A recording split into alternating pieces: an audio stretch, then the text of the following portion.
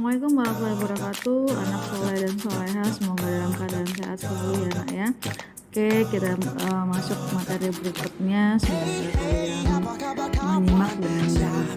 Jangan lupa like dan subscribe.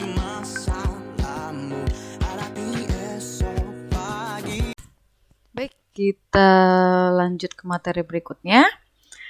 Untuk materi kelas 7, mengenali bakat, minat, dan hobi yang akan berpengaruh terhadap karir ya.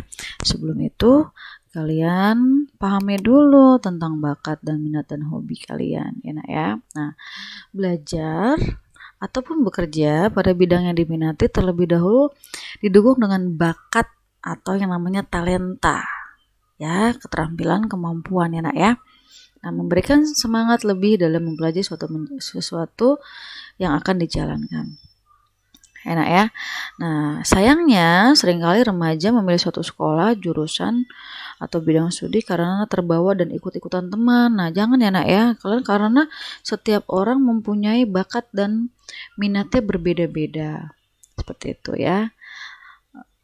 Nanti akan berpengaruh tentang karir kalian di masa depan. Kayaknya saya salah jurusan nih, pengen pindah tapi nanggung udah kelas 3. Ya itu sayang sekali, seperti itu ya. Nah, ini kita pengertian bakat dulu ya nak ya. Bakat adalah anugerah Tuhan Yang Maha Esa, Allah Subhanahu wa taala pada setiap manusia berupa kemampuan dasar yang masih terpendam. Jadi sebenarnya kamu sudah punya bakat yang dibawa sejak lahir atau bawaan dari orang tua kalian. Nah, tapi harus ada pengembangan atau harus ada latihan di dunia nyata ya. Bakat masih berupa bibit atau bahan yang akan berkembang apabila didukung oleh lingkungan. Jadi misalkan kamu seorang ayah dan bunda kalian seorang musisi, tapi kamu tidak pernah latihan, tidak pernah mengikuti, itu bakat kalian akan terpendam. Ya, bakat kalian tidak akan terpendam dan tidak akan bisa memainkan alat musik. Tapi kalau dengan lingkungan yang bisa lingkungan yang ada alat musiknya dan dia juga mau cari tahu tentang alat musik dan ikut latihan, itu akan berkembang bakatnya dan akan lebih cepat memegang alat musik tertentu karena mereka mempunyai bakat. Enak ya. Tuhan menganugerahkan bakat pada seorang dilengkapi minat. Sehubungan dengan cara berfungsi, ada 2 jenis bakat. 1, kemampuan pada bidang khusus, misalnya bakat musik atau melukis dan lain-lain ya. Bakat khusus yang dibutuhkan sebagai perantara untuk merealisir kemampuan khusus yang dimiliki. Misalnya nih, bakat melihat ruang, dimensi dibutuhkan untuk merealisir kemampuan di bidang teknik arsitek. Jadi gini, kalau kamu lihat ruangan itu ada 3 dimensi, harusnya bisa kalau bikin 3 dimensi gambarnya seperti ini. Nah, itu akan menjadi seorang arsitek. Nah, kalau dulu namanya insinyur ya, sekarang arsitek ya. Minat kecenderungan seseorang atau rasa suka terhadap sesuatu ya.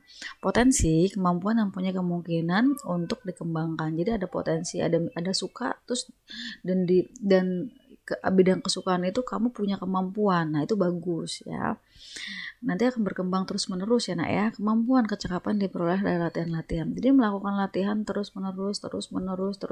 Nah, akhirnya mengikuti lomba. Kalau sudah latihan itu jangan latihan aja.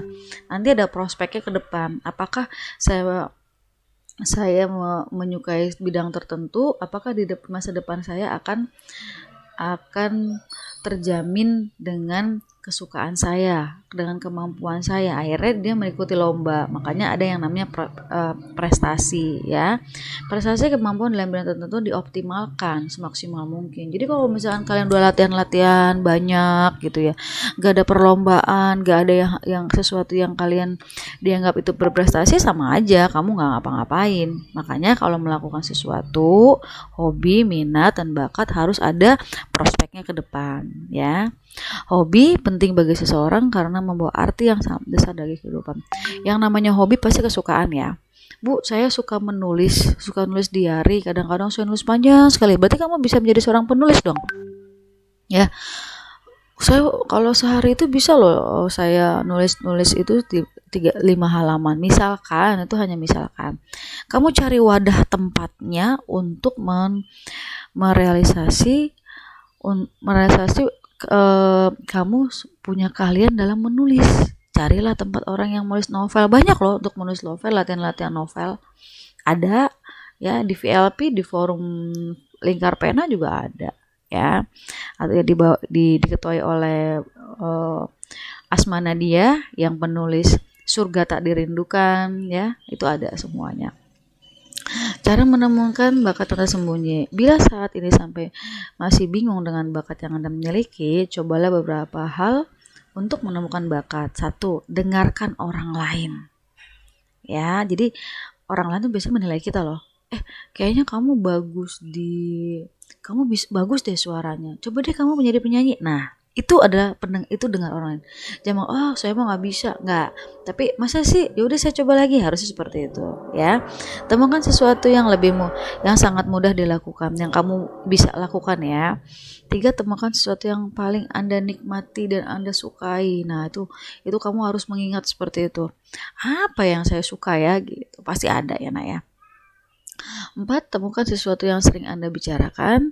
5, tanyakan kepada orang lain. Nah, itu adalah pendapat. Sama dengan poin nomor 1 ya. Mengidentifikasikan bakat dan karir. Di masa sekarang ini, terdapat ribuan lapangan pekerjaan pada ratusan dunia usaha atau industri. Mulailah dari sekarang untuk mengidentifikasi adalah mencari bakat kalian ya, dan karir yang Anda inginkan ya. 1, kenali diri kalian. 2, ketahui apa yang diinginkan oleh kamu. 3, harga nilai diri. 4, temukan bakat. 5, kombinasi minat dan kegunaannya ya. Jadi kalau udah minat, ada nggak sih manfaatnya gitu. Kalau saya hobi seperti ini, saya suka seperti ini. Cukup ya, Nak ya. Ini pengertian dari bakat, minat, dan hobi nanti akan berpengaruh pada karir kalian atau pekerjaan kalian di masa depan. Ini sangat penting ya, Nak ya. Jadi kalian pahami nanti ketika sudah selesai SMP atau sekolah menengah pertama, kalian harus memikirkan untuk melanjutkan sekolah menengah atas. Mau pilih SMA atau SMK. Ya, sesuaikan dengan minat kamu dan kemampuan kamu, nanti akan menjadi seseorang yang berguna di masa depan. Contohnya seperti ini. Kalau kamu sudah mengenali bakat, minat, dan hobi, kalian akan mempunyai pekerjaan yang baik juga dan bisa diandalkan. Contohnya seorang chef. Ya, Chef Yuna, ya misalkan Chef Yuna ini mungkin dia hobi dulu waktu masa kecilnya, dia hobi memasak.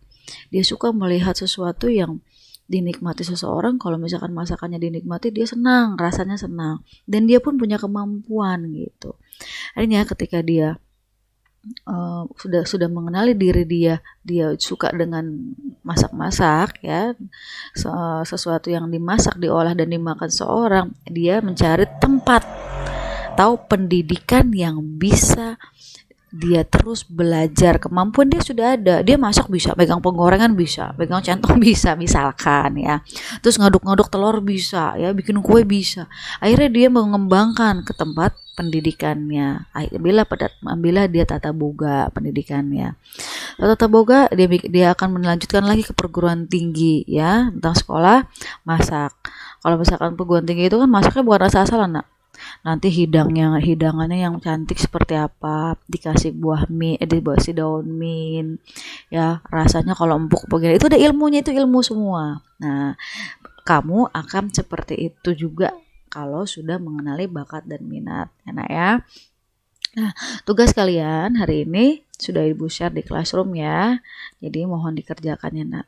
Oke, sampai di sini semoga bermanfaat buat kalian. Semoga selalu semangat untuk sekolah ya, terus belajar dan terus mencari ilmu. Wal taufiq wal hidayah. Wassalamualaikum warahmatullahi wabarakatuh.